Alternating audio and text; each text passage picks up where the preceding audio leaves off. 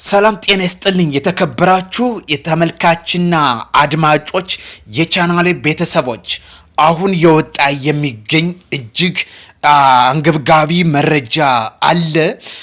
በፋኑም እንዲሁ በሸኔ የተወሰደ እርምጃ አለ። ወደ ቀዳሚው ቀጥታ ማስደምጣችሁ ይሆናል።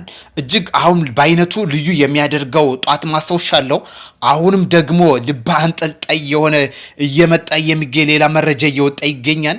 በተለይ በአይነ ቡግና ወረዳ ተከዜ ወንዝ አቅራቢያ ቋሮ በተባለ ስፍራ የማዘዣ ማዕከል የነበረው በተለይ ከዋት ጋር ታጣቂ ጋር ግንባር በመፍጠር የአማራን ሕዝብ እረፍት በመንሳት ኢትዮጵያ ለመብታትን ሲሰራና ሲያሰራ የነበረው የጽንፈኛው ታጣቂ ቡድን የመደምሰስ ተልዕኮ በዛሬው ዕለት እጅግ ባስገራሚ በሆነ ከፍተኛውን ሰብአዊና ቁሳዊ ኪሳራን አስተናግዶ ቀሪውም ወደ ህወሓት ታጣቂዎች ተቀላቅሏል።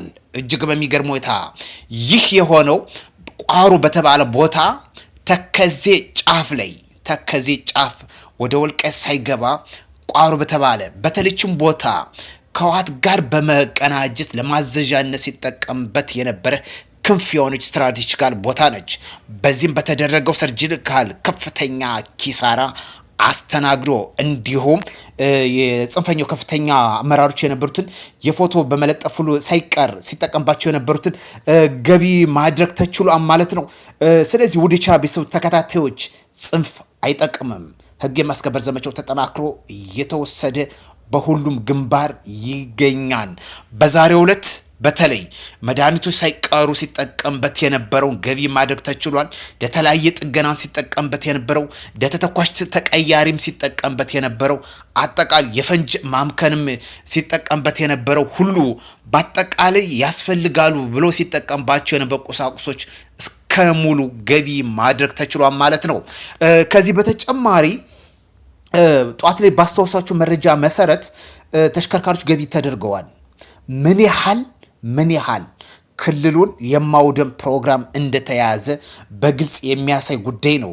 እቺ ቋሮ ተብላ የምትታወቀው ተከዜ ጫፍ የምትገኘው ከህወሓት ጋር በመቀናጀት ለማዘዣነት የሚጠቀሙበት ክንፍ የሆነች ቦታ ነች። ይህ ነው የሀገር መከላከያ ሰራዊትና እንዲሁም የጸጥታ አካላት በቅንጅት ባደረጉት ኦፕሬሽን ከፍተኛ ኪሳራ በማስተናገድ ሙሉ በሙሉ ማጽዳት የተቻለው። ሌላኛው ጉዳይ በምዕራብ ሸዋ ዞን አቡነ ግንደብረት ተብሎ በሚታወቀው ወረዳ የምዕራብ እዝ እንግዲህ በወሰደው እርምጃ በሸኔ ላይም ከፍተኛ ኪሳራ አስተናግዷን። ቀሪዎችም እንዲህ በምንመለከተው መልኩ በምርኮኛ ገቢ ማድረግ እንደተቻለ የእዙ ዋና አዛዦች ገልጿል ማለት ነው። ተመልካችና አድማጮች ጽንፍ አይጠቅምም። ሰላም ለሀገራችን ያድርግ፣ ሀገራችን ይባርክ። ኢትዮጵያውያንና ትውልደ ኢትዮጵያውያን በዓለም ያላችሁ ሁሉ ለሰላም ዘብ እንቁም። ሀገራችን ለመበታተንና ለመበተን የሚደረገው ሩጫ ወንዝ አያሻግርም።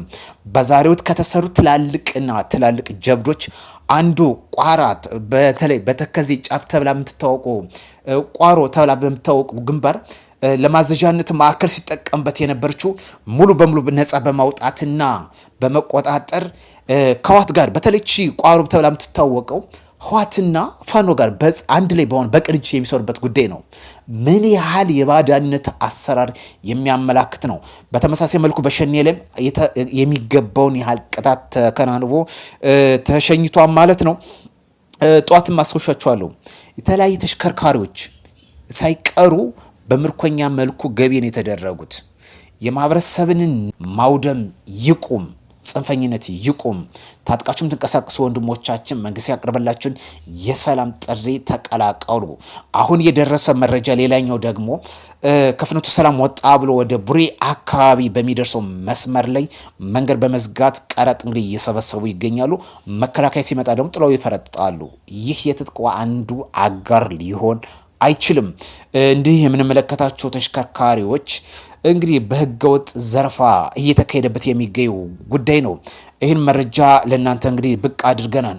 በተለያየ ጽንፍ ያላችሁ ወንድሞቻችን ይብቃ፣ ለሰላም ዘብ እንቁም። ከዚህ በላይ ዋጋ ክልሉን አናስከፍለው። ሌላኛው ጉዳይ ደስ በሚል መልኩ ከቡሬ ወደ ወለጋ በሚወስደው መስመር የአስፓልት ንጣፍ እየተካሄደ ይገኛል። ይሄ አንዱ የልማት አጋር ነው። እንደነዚህ መሰሉት ፕሮጀክቶችን አብረን ብንሳተፍ ሀገራችን ስንቅ የሆናትን የእድገት ጎዳና አብረን የምናራምድበት አንዱ አመላካች ጉዳይ ነው። ስለዚህ ጽንፈኝነት፣ ነፍጥ ይብቃ፣ ጦርነት ይብቃ፣ ሰላም ይቀጥል፣ ልማት በጋራችን አብረን ተጅሎች ተያይዘን እናፋጥን። ታሪክ ጠገብ ድህነታችን ለአንዴና ለመጨረሻ ጊዜ ለማስቀረፍ ሁላችንም ርብርብ የሚጠይቅ ጉዳይ ነው። በጥቂት አመራሮች ወይም መሪዎች የሚካሄድ እድገት ዘመቻ ነው። አብሮ ተባብሮ የሚካሄድ የልማት ዘመቻ ነው። ስለዚህ በጦርነት የምታመጡ ዘመቻ ለውጥ የለም። የሀገራችን ኢኮኖሚ፣ ማህበራዊና ሰብአዊ ቀውስ ከመክተት ውጭ የሚያመጣው ለውጥ ስለሌለ ታጥቃችሁ የምትንቀሳቀሱ ከበቂ በላይ ማስረጃዎች ስላየን ይበቃቸዋል። ጠዋት ላይ በተመለከተው መልኩ ከአምቡላንስ በላይ እጅግ አስነዋሪ የለም። ለህዝብ የሚያገለግልን አምቡላንስ በግፍ እንደዚህ ማድረግ አስነዋሪ የለም።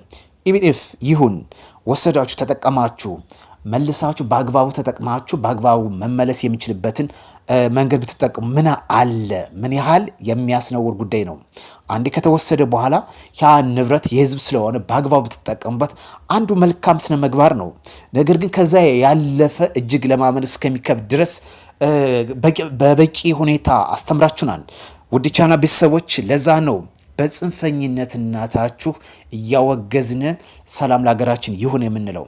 ውድ ቻና ቤተሰቦች፣ በተለያየ አቅጣጫ ያላችሁ ኢትዮጵያውያንና ትውልደ ኢትዮጵያውያን ለሰላም ሁሉም ርብርብ እንዲያደርግ መልእክታችን እናስተላልፋለን።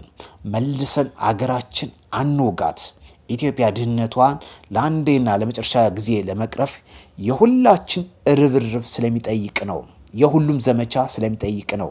ለዛ ነው ዛሬ ከተመለከትናቸው አንዱ ቋራ ተብሎ በዚህ ቋሮ ተብሎ በሚታወቀው በተለይ ከህወሓት ጋር የሚያደርጉበት እቺ ቦታ ቋሮ ተብላ የምትታወቀዋ እንደ ማዘዣነትና ከህወሓት ጋር እንደ መረጃ መለዋወጫ የሚጠቀሙበት ነው። ህወሓት ትናንትና ምንድን ይሰራ? ማይካድራ ያ ቁስል ሳይደርቅ ዛሬ ምን እየተሰራ ነው ያለ? የሚያሳዝን የሚያሳፍር ጉዳይ ነው። ውድ ቻና ቤተሰቦች፣ አዲስ የሆናችሁ ሰብስክራይብ ማድረጋችሁን እንዳትረሱ። እንዲህ አይነት ትኩስ መረጃዎችን እየተከታተልን ለእናንተ የማደርስ ይሆናል። በሌላ መረጃ እስክንገናኝ መልካም ምሽት እንዲሆንላችሁ ከወዲሁ ተመኘው።